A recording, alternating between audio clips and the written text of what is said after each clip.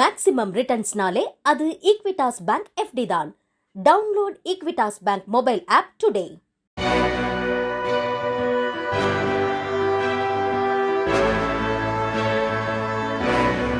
தஞ்சாவூர் மாவட்டம் அம்மாபேட்டையில் பெய்த மழையால் அரசு நேரடி கொள்முதல் நிலையத்தில் வைக்கப்பட்டிருந்த நெல் மூட்டைகள் நனைந்து முளைக்க தொடங்கிவிட்டன.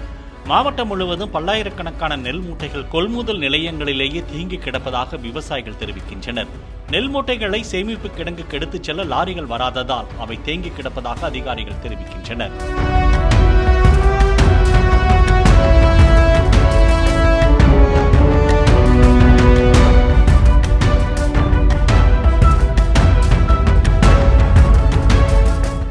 மேக்ஸிமம் ரிட்டர்ன்ஸ்னாலே அது ஈக்விட்டாஸ் பேங்க் எஃப்டி தான்.